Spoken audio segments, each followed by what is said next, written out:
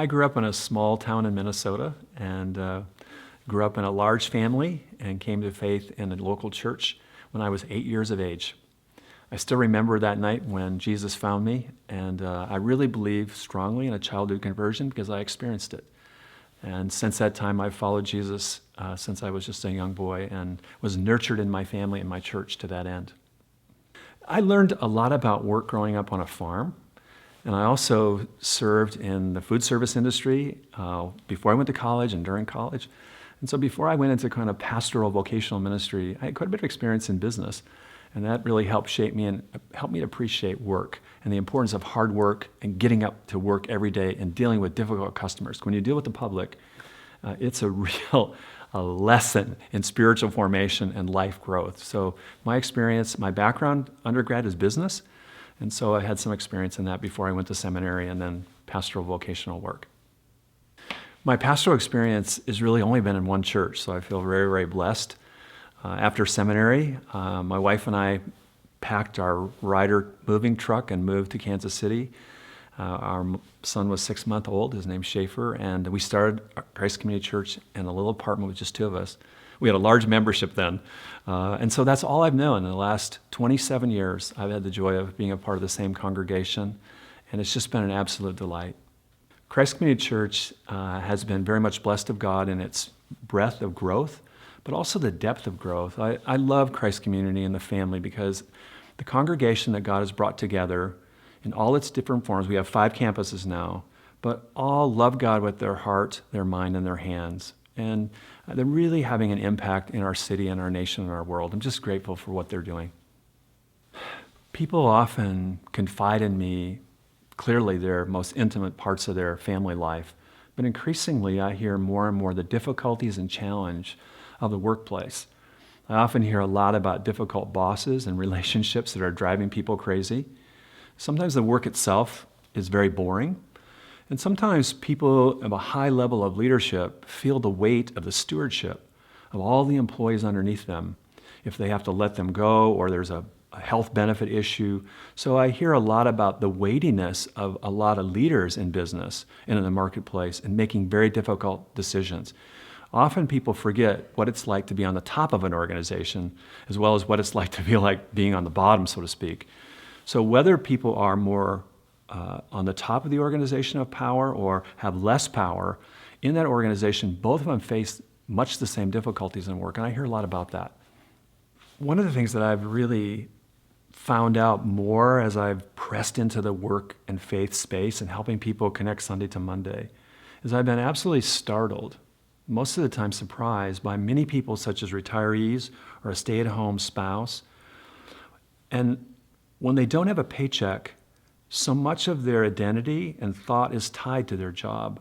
But if they grasp the biblical understanding that work is first contribution and not compensation, it absolutely frees them up to focus on how they can contribute. I really believe God called us to contribute from cradle to grave in whatever work we do. Part of that journey will be paid for, but much of work is not paid. So I would say that's the biggest thing that I've found from people who, once they understand the biblical story and a gospel-shaped understanding of work, it absolutely opens their life to the possibilities of contributing to God and His good world, and it helps them center their identity in Christ and the gospel and not in their work. One of the greatest mistakes, or let's just say a lack of good theological thinking about work that many Christians fall into, is that they see their work as primarily something that allows them to give money to missionaries.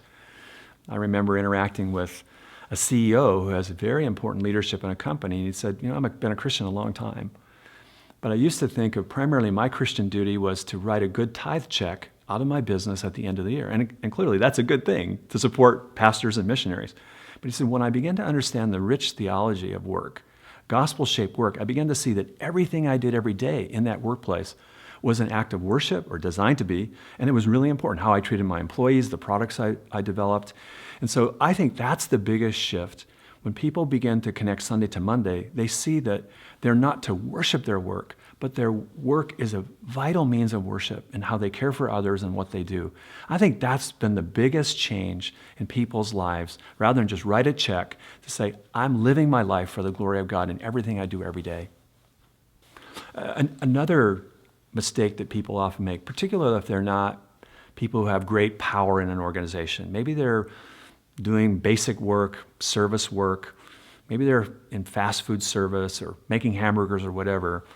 Is I think they often think that their work is just really a bummer necessity. Just a bummer necessity. You have to do it, but it's really not that valuable to God and to others. But when they begin to understand that wherever they are, whatever they're doing, they are contributing to the common good. And when I talk with someone who's flipping hamburgers in a restaurant, and I begin to say, loving your neighbor is not just taking them soup when they're sick, it's making a good hamburger. They begin to say, wow, I not only love God, I love my neighbor, but I love my neighbor by making them a good hamburger and serving them. That is transformational at whatever level we do, but particularly those jobs that are menial. One of the things that I love to do when I'm traveling is I often go into a bathroom. And I make a habit of finding people who are cleaning bathrooms, like in an airport. And I would just look them in the eye and I'll say, thank you for what you do. Sometimes they're really surprised, but I will look at them and say, your work really makes a difference. And you would not believe the smile I often get on their face. Nobody ever tells them. They're almost invisible. And if they're Christians, again, how important that would be that they would see their work, even cleaning a bathroom, as something that loves their neighbor and worships God. One of the shocking things in my life is I grew up in a Christian home, went to a wonderful seminary, but when I started pastoral vocational work, I began to realize that I was committing malpractice, that I was not equipping people for what they do every day. I was committed to teach the Bible, I was committed to the gospel, but I came to the point where I had to be honest and say, my lack of theological reflection was impairing people's lives that were sitting in front of me on Sunday morning. Because most of my illustrations, preaching, my thought was equipping them to be good Sunday Christians, to fit into the program of the church, rather than to do the life God had for them. So I literally asked them for forgiveness. I said, I have failed in equipping you for all of life, and we're going to change as of this day. And some of them kind of went, But most of them knew that I was committed to the Bible and committed to them, and they said, we'll trust you. Get it right next time, Pastor. And so it's been a remarkable journey of change in our congregation. It's like the difference of watching a black and white TV and an HD. And the difference has been that dramatic in the life of our congregation. The proclamation of the gospel, the incarnation of the gospel, the mission in our city has been profoundly transformed when everybody begins to see that every day matters and the work they do matters. The work itself matters, but it also is this great opportunity for spiritual formation and for gospel proclamation. One of the big changes I've seen is that the idea of the mission of the church has expanded to really embrace everybody's stewardship of that. Because not everybody's called to go to a foreign place as a missionary or to be a pastor. But everyone, if they understand the scripture, sitting in that pew or that seat on Sunday morning, realizes that they leave on Sunday morning as a missionary. They have a mission. They are ambassadors of Christ wherever God has providentially placed them. Whether that's fun or hard or difficult, it helps bring meaning and hope and a prayerful focus. And I have found that people begin to work better, they are better employees or better employers, and they are more effective in living out and sharing the gospel. And they know their work matters because they don't think of Sunday as the only time they worship. They think of Monday as the primary time and place they worship.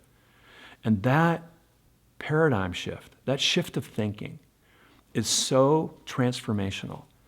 And it begins to really open up their prayer life, their proclamation of the gospel, and it begins to infuse meaning and joy and anticipation of the work they will do in the new heavens and new earth.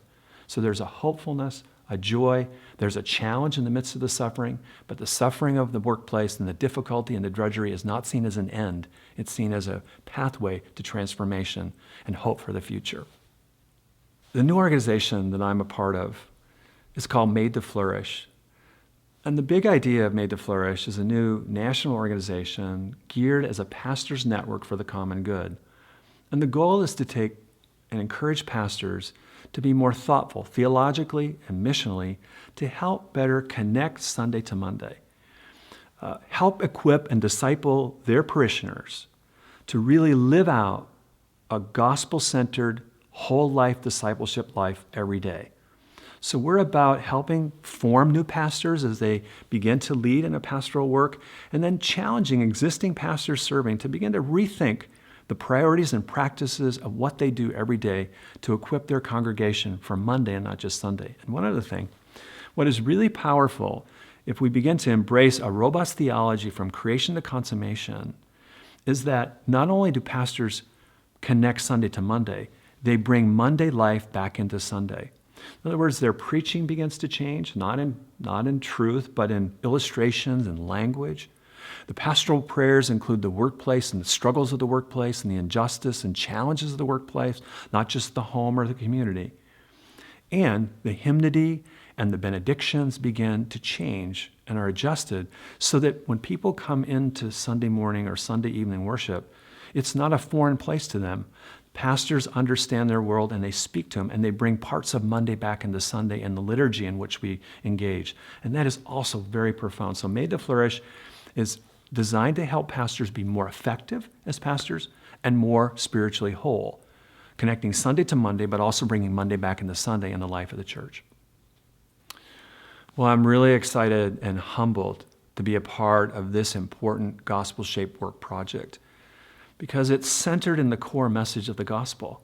It stays centered throughout all the sessions, but then it teases out, presses into the amazing entailments and implications of this gospel message for all of life.